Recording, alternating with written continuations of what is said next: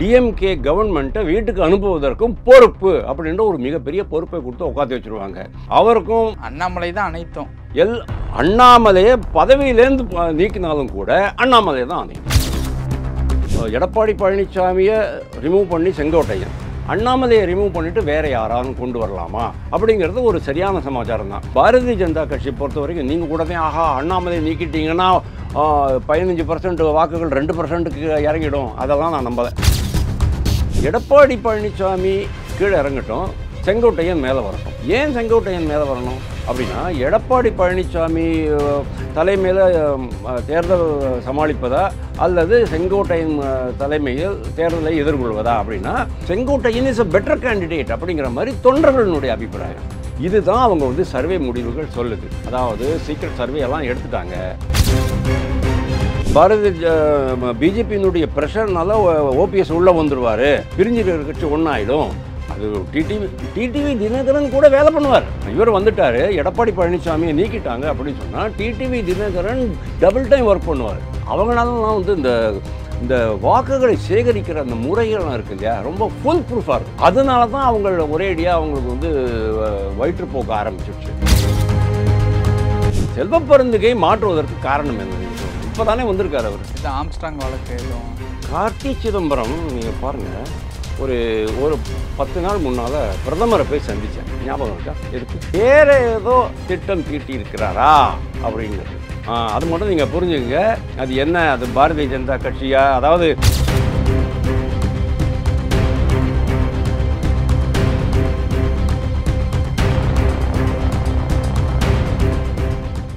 ரியலோ நேயர்களுக்கு வணக்கம். இன்று நம்மளுடைய நேர்காணலுக்கு அரசியல் விமர்சகர் திரு வாசுதேவன் அவர்கள் இணைஞ்சிருக்காங்க. சார் வணக்கம்.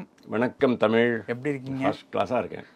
அண்ணாமலை அவர்கள் தலைவர் பதவியிலிருந்து நீக்க போகிறாங்க அப்படின்ட்டு ஒரு நியூஸ் வலம் வந்துக்கிட்டு இருக்கு. காரணம் என்ன அப்படின்னு பார்க்கும்போது, அதிமுக பாஜக கூட்டணி வரணும் அப்படின்னா அண்ணாமலை தலைவர் பதவியில் இருக்கக்கூடாது அப்படிங்கிற ஒரு விஷயம் எடப்பாடி அவர்கள் கோரிக்கை வச்சதா ஒரு சில தகவல்லாம் வந்துக்கிட்டு இருக்கு. அதிமுகவினுடைய அழுத்தம் தான் அண்ணாமலையை தலைவர் பதவியிலிருந்து விலக்கியிருக்கா என்ன? இருக்கலாம், இல்லாமலும் இருக்கலாம். பட்டு அடிப்படையில் நான் உங்களுக்கு ஒரு விஷயம் சொல்ல முடியும். அண்ணாமலையை நீக்குங்கன்னு சொல்லிட்டு மோடி அமித்ஷா கிட்ட இல்லைன்னா நட்டா கிட்ட சொல்கிற அளவுக்கு எடப்பாடி பழனிசாமிக்கு தைரியம் இருக்காங்கிறது எனக்கு சந்தேகம்தான். அந்த அளவுக்கு இருந்திருக்காது. ஆனால் பிஜேபி தலைமையிலேயே ஒரு சிந்தனை மாற்றம் ஏற்பட்டிருக்கலாம். ஏன்னா இவங்களுக்கு பிடிக்கல அப்படிங்கிறதுனால அவரை மாற்றிக்கலாம்.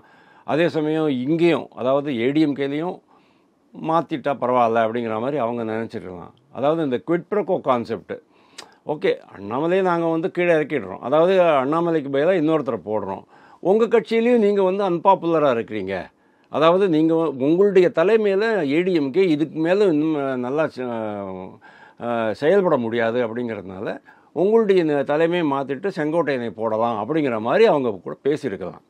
அதுதான் இந்த அண்ணாமலையுடைய இந்த திடீர் இதுக்கு காரணம். அதாவது இந்த வதந்திகளுக்கு காரணம். வதந்திகள் நான் சொல்கிறதுக்கு காரணமே இன்னும் உறுதி செய்யப்படவில்லை அப்படிங்கிறதுனால தான் 8ஆம் தேதி 9ஆம் தேதி தான் வரும் அப்படிங்கிற மாதிரி சொல்கிறாங்க. That is one thing. ரெண்டாவது என்ன அப்படின்னா, எடப்பாடி பழனிசாமி தலைமையில் இன்றைக்கி இப்போ கூட்டணி கணக்கு தான் இதுக்கு எல்லாத்துக்குமே ஆதாரம். அதாவது நீங்கள் அந்த கிணர்ச்சியெல்லாம் விட்டுடுங்க. ஐயோ என்னுடைய எங்கள் தலைவர், மாபெரும் தலைவர், எங்களுடைய இதயபூர்வ தலைவரெல்லாம் தள்ளிட்டாங்களே அப்படிங்கிறதெல்லாம் வேற விஷயம். அந்த உணர்ச்சிகளுக்குள்ளே நம்ம போக அவசியமே கிடையாது. அதாவது மக்கள் போக அவசியம் கிடையாது. பாரதிய ஜனதா கட்சி தொண்டர்களும் சரி, இவங்களும் சரி, ஆதரவாளர்களும் சரி, அந்த உணர்வு பூர்வமாக யோசிக்க மாட்டாங்க. உடனே தலைவர் சொன்னாரேன்னு உடனே போய்ட்டு தீ குளிச்சிட மாட்டாங்க. அதெல்லாம் டிஎம்கே அதெல்லாம் ஓகே.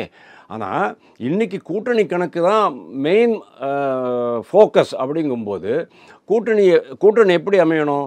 ஏடிஎம்கே நல்லா ஸ்ட்ராங்காக இருக்கணும். ஏடிஎம்கே இன்றைக்கி ரெடியூஸ்டு ஏடிஎம்கே, அதாவது குன்றிய ஏடிஎம்கே தான் இருக்குது. இதோ 20%க்கு வந்தாச்சு. அதுக்கு பரவலான அக்செப்டபிலிட்டி கிடையாது. அது சவுத்தில் அக்செப்டபிலிட்டி இல்லை. 50% கொங்கு மண்டலத்திலேயே இழந்துட்டாங்க. அப்படிங்கும்போது இவரை வச்சுக்கிட்டு இன்னும் எவ்வளோ நாள் நீங்கள் ஓட்ட முடியும் அப்படிங்கிறத நாமெல்லாம் கேட்கல, ஏடிஎம்கே தொண்டர்களை கேட்குறாங்க. அதனால தான் அந்த அத்திக்கடவு அவிநாசி திட்டம் நிகழ்ச்சியில் செங்கோட்டையன் போகாதது, அதுக்கப்புறமா நடந்த ஒரு சில நிகழ்வுகள்லாம் என்ன ஆயிடுச்சு அப்படின்னா, ஓகே இது இன்னொரு பவர் சென்டர் உருவாகிறது, இது ஒரு பவர் சென்டர் எடப்பாடி பழனிசாமி, இந்த பக்கம் செங்கோட்டையன் உருவாகிறார் அப்படின்னு தெரிஞ்ச உடனே தொண்டர்கள் மத்தியில் ஒரு உற்சாகம் வர ஆரம்பிச்சது, ஒரு வரவேற்பு வர ஆரம்பிச்சது. ரெண்டாவது என்ன அப்படின்னா, எடப்பாடி பழனிசாமியை விட செங்கோட்டையன் இன்னும் அரவணைத்து செல்லக்கூடியவர். ஓபிஎஸ் வரட்டும் அப்படின்னு சொல்லக்கூடியவர். ஏன்னா ஓபிஎஸ் வந்தாருன்னு சொன்னான்னா இன்னொரு 5% வாக்குகள் அதிகம் கிடைக்கும் இவங்களுக்கு. இல்லைன்னா அந்த சவுத் சைடில் இருக்கிற அந்த ப்ராப்ளம் தொடர்ந்துக்கிட்டே தான் இருக்கும் ஏடிஎம்கேயை பொறுத்த வரைக்கும். என்ன தான் நீங்கள் வந்து எடப்பாடி பழனிசாமி தான் அடுத்த முதல்வர்னு நீங்கள் சொன்னாலும் கூட, பழனிசாமியினுடைய அந்த ரெடியூஸ்டு ஸ்டேட்டஸ் இருக்குது இல்லையா, அதன் காரணமாக அங்கே வந்து வாக்குகள் இழப்பதற்கான சான்சஸ் ரொம்ப அதிகமாக இருக்குது. அதுக்காக தான் ஓபிஎஸ் கொண்டு வரும். ஸோ இந்த 2 தலைவர்களில் இப்போ வந்து 2 தலைவர்கள் உருவாயிட்டாங்கன்னு நம்ம வச்சுக்கலாம். ஓபிஎஸ் இன்னும் உள்ளே வரல. ஓபிஎஸ் அப்படியே உள்ளே வந்தாலும் கூட நான் அப்படியே இருப்பேன் அப்படிங்கிற மாதிரி தான் சொல்லியிருக்கிறாரு. ஸோ எடப்பாடி பழனிசாமி நாங்கள் வந்து இவரை காட்டி விட்டுடுறோம், அண்ணாமலையை நாங்கள் வந்து நீக்கிடுறோம். அண்ணாமலையை நீக்கிட்டு அவருக்கு வந்து இந்த பொறுப்பை கொடுப்போம். அதாவது தேசிய ஜனநாயக கூட்டணி கட்சியின் கூட்டணியினுடைய தேர்தல் பொறுப்பாளராக நாங்கள் அவரை வச்சுடுறோம். அப்போ அவர் இங்கே தானே இருக்க போகிறாரு. மோஸ்ட்டு பாப்புலர்னு அவர் தான் சார். இன்றைக்குமே வேறு யாருமே இவ்வளோ பாப்புலராக ஆவாங்களா அப்படிங்கிறது தெரியல. நயினார் நாகேந்திரன் நாளைக்கு போட்டாலும் கூட அவ்வளோ பாப்புலராக இருப்பாரா, அவ்வளோ அதிரடியாக அவர் பண்ணுவாராங்கிறது யாருக்குமே தெரியாது. கண்டிப்பாக இருக்க முடியாது. Annamalai is Annamalai and no comparison with anybody else in the party, including other parties also. வேறு எந்த பார்ட்டிலையும் கூட ஒரு அண்ணாமலை கிடையாது. ஸோ இங்கே எடப்பாடி பழனிசாமி கீழே இறங்கட்டும், செங்கோட்டையன் மேலே வரட்டும். ஏன் செங்கோட்டையன் மேலே வரணும் அப்படின்னா, எடப்பாடி பழனிசாமி தலைமையில் தேர்தல் சமாளிப்பதா அல்லது செங்கோட்டையன் தலைமையில் தேர்தலை எதிர்கொள்வதா அப்படின்னா, Sengottaiyan is a better candidate அப்படிங்கிற மாதிரி தொண்டர்களுடைய அபிப்பிராயம். இதுதான் அவங்க வந்து சர்வே முடிவுகள் சொல்லுது. அதாவது சீக்ரெட் சர்வே எல்லாம் எடுத்துட்டாங்க. பாரதிய ஜனதா கட்சி தலைமை எடுத்திருக்கு, உள்துறை அமைச்சகம் எடுத்திருக்கு, இங்கே லோக்கலாக அண்ணாமலை எடுத்திருக்கிறாரு. அண்ணாமலை வந்து ஓரொரு டிஸ்ட்ரிக்ட்லேயும் என்னென்ன ஜாதிய கணக்கெடுப்பு, மக்கள் தொகை என்ன, அதோட விகிதங்கள் என்ன, யார் யார் எங்கெங்கே நிறுத்தணும், எந்தெந்த கட்சி எந்தெந்த இதெல்லாம் இருக்குது, ஸ்ட்ராங்காக இருக்குது வீக்காக இருக்குங்கிறத டீட்டெயில்ஸ்லாம் அவங்க எடுத்து அங்கே கொண்டு போய்ட்டு அவர் பேசுகிறாரு. 234 தொகுதிகளையும் பற்றி அவர் பேசிட்டு வராரு. அப்படின்னு சொன்னால் அண்ணாமலை எவ்வளவு ஒர்க் பண்ணுறாரு அப்படிங்கிறது நீங்கள் பாருங்கள். அவங்களும் சீக்கிரட்டாக கணக்கெடுப்பு எடுத்துருக்குறாங்க. அதுலேயும் தெரியுது Sengottaiyan is a more acceptable candidate அப்படின்ட்டு. அதாவது எடப்பாடி பழனிசாமியை விட செங்கோட்டையன் மூலமாக நம்ம போகணும்னு சொன்னால் இன்னும் அதிகமான வாக்குகளை அள்ள முடியும். இதே என்ன நோக்கம் என்ன உங்களுக்கு? இந்த கொடுங்கோல் அரசு, இந்த மன்னராட்சியை முடிவு கட்டணும். இந்த கொடுங்கோல் ஆட்சியிலேருந்து தமிழகத்தை காப்பாற்றணும். அண்ணாமலை செருப்பு போட்டுக்கணும். தனித்தனியாக நம்ம நின்னோம்னா முடியாது. அதனால நம்ம எல்லாருக்குமே ஒரே இலக்கு வந்து டிஎம்கே தான். அப்போது இந்த டிஎம்கேக்கு எதிரான வாக்குகளை நம்ம சிதற விடக்கூடாது அப்படிங்கிறது தான் ஒன்று. ரெண்டாவது, மேக்ஸிமம் பாசிபிள் அதை அள்ளிடணும், அந்த எதிர்வாக்குகளை மேக்ஸிமம் அள்ளிடணும் அப்படிங்கிறது தான். ஸோ என்னுடைய கால்குலேஷன் நான் இப்போ உங்களுக்கு சொல்கிறேன். ஏன் அப்படின்னுட்டு, ஏன்னா எடப்பாடி பழனிசாமி இருக்கும்போது இப்போ 20% இருக்குது. 20%ங்கிறது பாராளுமன்ற தேர்தல் சார் அப்படின்னு நீங்கள் சொல்லலாம். மக்களவை தானே, அது மோடி தேர்தல் தானே. இது வந்து எடப்பாடி பழனிசாமிக்கான தேர்தல்னே வச்சுக்குவோம். 2026 25% இருக்கும், அதுக்கு மேலே இருக்காது. 25% பாரதிய ஜனதா கட்சிக்கு வந்து 11.24% முதல்ல இருந்தது. அதாவது 2024 மக்களவையில். மாநில தேர்தல் அப்படின்ட்டு வரும்போது இப்போதைக்கு அவங்களுக்கு 15% தான் இருக்குது அப்படின்னு நினச்சிக்கலாம். 15% வந்து 20% ஆக்கிறதுக்கான எல்லா முயற்சிகள்லையும் அந்த கட்சி ஈடுபட்டிருக்கு. பலவிதமான விஷயங்கள் நடந்துக்கிட்டு இருக்கு களத்தில். அதெல்லாம் வந்து வாக்குகளாக மாறுமா அப்படிங்கிறது நம்மளுக்கு தெரியாது. அதனால் மினிமம் 15% நீங்கள் வச்சுங்க. எடப்பாடி பழனிசாமியை நீங்கள் ரிமூவ் பண்ணிவிட்டு செங்கோட்டையை நீங்கள் போட்டிங்கன்னு சொன்னால் அந்த 25% அப்படிங்கிறது 27% மாறுவதற்கான வாய்ப்புகள் இருக்குது. ப்ளஸ் ஓபிஎஸ் உள்ளே வரார். அவர் ஒரு 5% கொண்டாந்து கொடுத்துட்றாரு. 32% ஆச்சு. 32 15 47. 32 15 47. 47ங்கிறது ரொம்ப மிகப்பெரிய வாக்கு விகிதம். ஓகே, இந்த மாதிரி ஒரு கூட்டணி ஃபார்மேஷனில் 45லேருந்து 55 வரைக்கும் ஒரு மிகப்பெரிய ஃபார்மேஷன். 45 நான் சொன்னது இவ்வளோ தான்.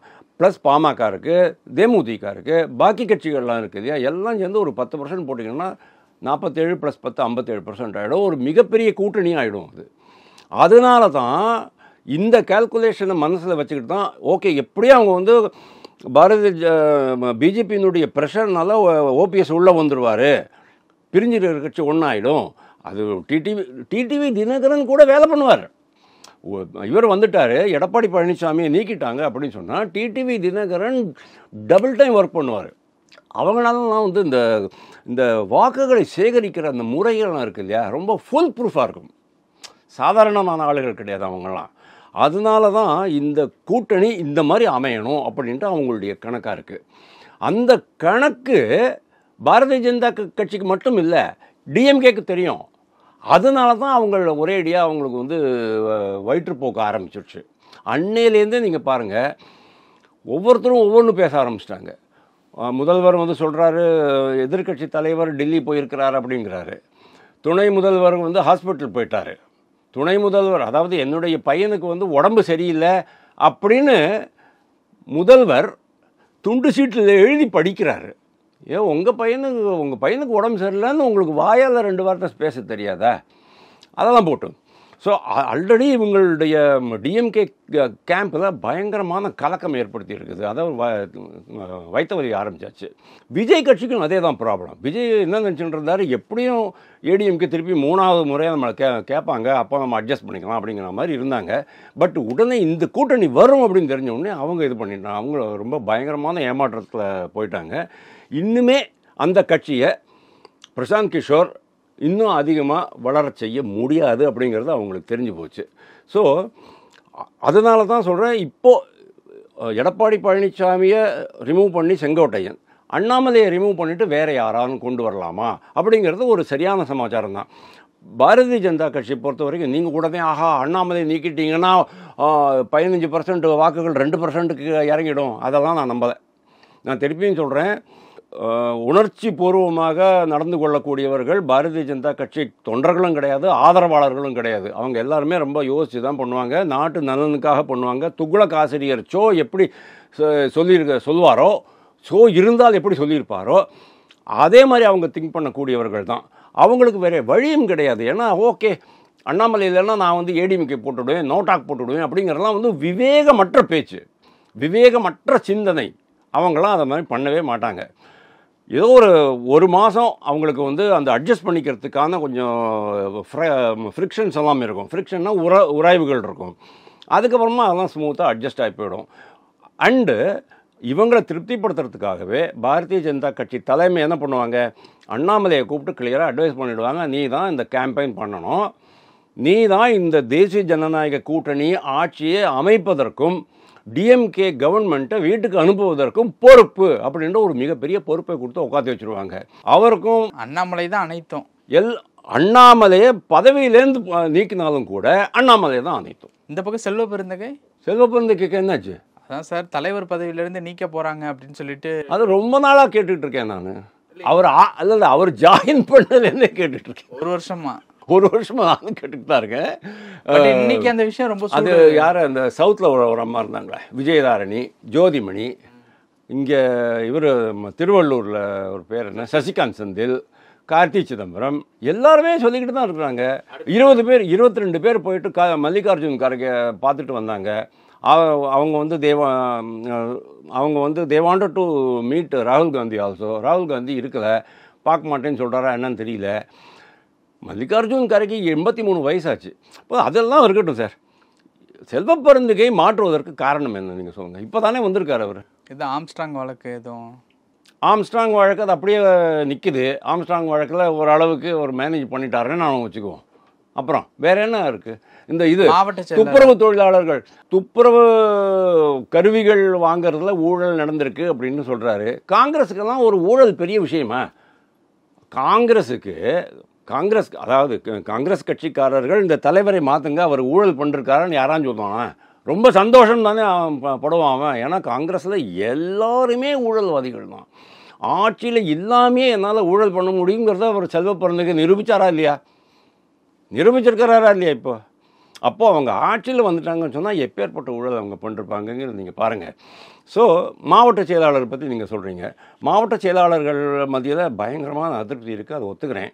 அதுக்கு காரணம் என்ன அப்படின்னா, இவர் வந்து ஏடிஎம்கேனுடைய ஒரு கௌரவமான கூட்டணி கட்சியாக செயல்பட வேண்டும். ஒரேடியாக நீங்கள் கொத்தடைமையாக மாறிட்டீங்க அப்படின்னு சொன்னோன்னா காங்கிரஸ் கட்சிக்காரனுக்கும் இருக்கிற கொஞ்சம் கொஞ்சம் தன்மானமும் போயிடுறது இல்லையா? அதனால தான் அவங்களுக்குலாம் ஒரு கொதிப்பு. ரெண்டாவது சொல்கிறேன், மனுநீதி சோழன் ஆட்சி அப்படின்னு சொன்னார், காமராஜர் ஆட்சின்னு சொன்னார். இப்படிலாம் யாராவது சொல்லுவாங்களா? ஏங்க நீங்கள் வந்து அது காரணம் என்ன தெரியுமா? தமிழ் செல்வ பிறந்தகை வந்து ட்ரூ பிளட்டட் காங்கிரஸ்காரர் கிடையாது. உண்மையான ரத்தம், காங்கிரஸ் ரத்தம் அவருக்கு கிடையாது. 5 கட்சி மாறிட்டு தான் அவர் வந்திருக்காரு. 5 கட்சியில் எல்லாத்தையும் பண்ணிவிட்டு அதுக்கப்புறம் தான் இங்கே வந்துட்டு இப்போ கொஞ்ச நாள் இங்கே பெஞ்ச் தேய்ச்சிக்கிட்டு உட்காந்துருக்கிறாரு. அவர்கிட்ட நீங்கள் வந்து காங்கிரஸ் பேரியக்கத்தை பற்றியோ காங்கிரஸினுடைய மிகப்பெரிய தலைவர்களை பற்றியோ ஒரு மிகப்பெரிய அபிப்பிராயம் இருக்கும் அப்படிங்கிறது நான் நம்பலை. அவர் சொல்லிகிட்டு இருக்கிறாரு, அவர் அரசியல் பண்ணுறாருங்கிறதுனால அதை சொல்லிக்கிட்டு இருப்பார், அவ்வளோதான். எப்படி டிஎம்கேக்காரங்களாம் சொல்லிகிட்டு இருக்காங்களோ அதே மாதிரி அவர் சொல்கிறார், அவ்வளோதான். ஆனால் ஆழ் மனதில் அவருக்கு காமராஜர் மேலே ஏதாவது ஒரு மதிப்பு மரியாதை இருக்குதுன்னு சொன்னால் இந்த ஆட்சியை காமராஜர் ஆட்சியோட ஒப்பிடுவாரா? அது வந்து ஒரு மிகப்பெரிய இன்சல்ட்டுன்னு அவங்க நினைக்கிறாங்க. அந்த மாதிரி பல காரணங்கள் இருக்குது அவரை மாற்றுறதுக்கு. ஆனால் இதெல்லாமே போருமா அப்படின்னு நான் உங்கள்கிட்ட கேட்குறேன். இதெல்லாமே ஒரு சஃபிஷியன்ட் கிரவுண்டாக அவரை மாற்றுறதுக்கு அப்படின்னா என்னை பொறுத்த வரைக்கும் அது இல்லை அப்படின்னு தான் தோன்றுறது.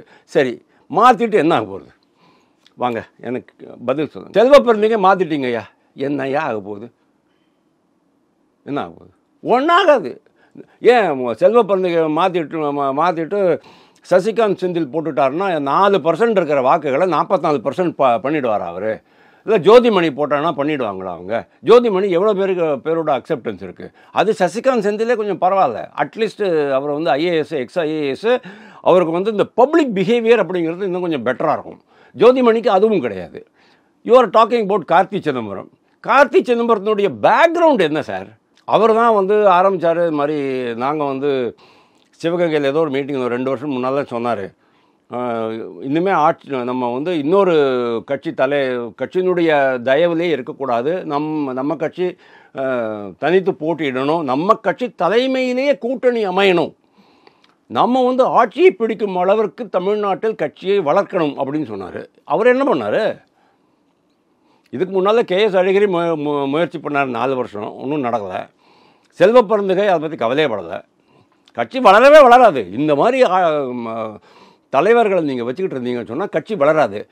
அதாவது தமிழ்நாட்டில் மட்டும் இல்லை, ஆல் இண்டியா லெவலில் காங்கிரஸ் கட்சியினுடைய நிலைமை அப்படி தான் தமிழ் இருக்குது.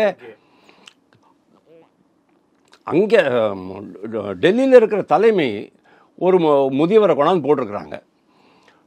ராகுல் காந்தி அப்பப்போ வெளிநாடு போயிட்டு வந்துடுறாரு. அதாவது இது இந்த அரசியல் அப்படிங்கிறது 365x7/24 அப்படின்னு அவர் பார்க்குறது இல்லை. 24 hours 365 daysன்னு பார்க்குறது இல்லை அவங்க அப்படியே வர்றாங்க, விசிட்டிங் ப்ரொஃபஸர்ஸ் மாதிரி வர்றாங்க, கொஞ்சம் நேரம் இருக்கிறாங்க, பார்க்குறாங்க, போகிறாங்க, அவ்வளோதான். சரி, இப்போது எனக்கு என்ன தோன்றது, எனக்கு இந்த இவர் கார்த்தி சிதம்பரம் இருக்கார் இல்லையா, கார்த்தி சிதம்பரம் தான் ரீசெண்ட்லி கூட ஏதோ பேசியிருக்கிறாருன்னு நினைக்கிறேன். அவருக்கு வந்து அதாவது காங்கிரஸ்குள்ளே கோஷ்டி பூசல்கள் ஏகப்பட்டது இருக்கும். 2022 நம்ம பார்த்தோம் சத்தியமூர்த்தி பவனில், 2023 24 கோயம்புத்தூர் ஏர்போர்ட்டில் பார்த்தோம், பெரிய குஸ்தி சண்டையெல்லாம் நடந்தது. எங்கே போனாலும் அது நடந்துகிட்டு தான் இருக்கும். ஓகே, சில கோஷ்டிகள் கார்த்தி சிதம்பரத்துக்கு ஆதரவு, சில கோஷ்டிகள் இவருக்கு ஆதரவு அப்படிங்கிற மாதிரி தங்கபாலு இவரெல்லாம் இருப்பாங்க இல்லையா, அவர் இன்னொருத்தர் இருக்கார் பீட்டர் அல்ஃபோன்ஸ், அவங்களாம் இருப்பாங்க. ஆனால் கார்த்தி சிதம்பரம் நீங்கள் பாருங்கள், ஒரு 10 நாள் முன்னால் பிரதமரை போய் சந்தித்தார், ஞாபகம் இருக்கா? எதுக்கு? அந்த தெருநாய்கள் எக்ஸாக்ட்லி.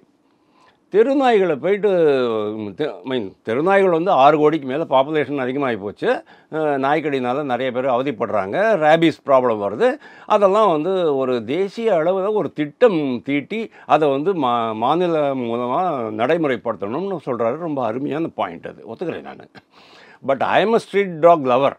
நான் வந்து தெருநாய்களுக்கெல்லாம் சாப்பாடெல்லாம் போடுறது உண்டு எங்கள் வீட்டில். ஆனால் அது வந்து ஓரளவுக்கு கட்டுப்படுத்த வேண்டும் அப்படிங்கிறதுல எந்த தப்பும் கிடையாது. அதனுடைய இனப்பெருக்கத்தை கட்டுப்படுத்த வேண்டும். ஆன்டி ரேபிஸ் இதெல்லாம் போடணும், அவங்களுக்கு அது இந்த ஆன்டிபயோட்டிக்ஸ்லாம் கொடுக்கணும் அப்படிங்கிறது, அது அந்த இன்ஜெக்ஷன்லாம் போடுவாங்க, அதெல்லாம் கொடுக்கணுங்கிறதுலாம் அது தப்பு கிடையாது. நான் உங்கள்கிட்ட என்ன கேட்குறேன், இந்த ஒரு காரணத்திற்காக நீங்களோ நானோ அல்லது ஒரு எம்பியோ பிரதமரை சந்திக்க முடியுமா? முடியாது. அவங்க முதல்ல பிஎம்ஓ கேட்பாங்க, பிஎம்ஓக்காரங்க கேட்பாங்க என்ன ப்ராப்ளம் அப்படிம்பாங்க. இவர் சொல்லுவார் இந்த மாதிரி நாய்க்கடி தான் அப்படின்ட்டு. நாய்க்கடி தானே, நீ எம்பி தானே, பாராளுமன்றத்தில் ரைஸ் பண்ணு சொல்லுவாங்களா மாட்டாங்களா? பாராளுமன்றத்தில் ரைஸ் பண்ணு, அதுக்கப்புறமா அந்த சம்மந்தப்பட்ட துறை அமைச்சர் வந்து உங்களுக்கு ரிப்ளை பண்ணுவார். அதுக்கப்புறமா அந்த அமைச்சரே சொல்லுவார், ஓகே இதுக்காக நாங்கள் வந்து திட்டம் தீட்டுறோம் சொல்லுவார், முடிஞ்சு போச்சு. இதுக்கு என்னத்துக்கு நீ வந்து பிரதம மந்திரி போய் பார்க்கணும் அப்படின்னு கேட்பாங்களா மாட்டாங்களா? அதுதான் சொல்கிறேன், கார்த்தி சிதம்பரம் வேறு ஏதோ திட்டம் தீட்டி இருக்கிறாரா அப்படிங்கிறது. அது மட்டும் நீங்கள் புரிஞ்சுங்க.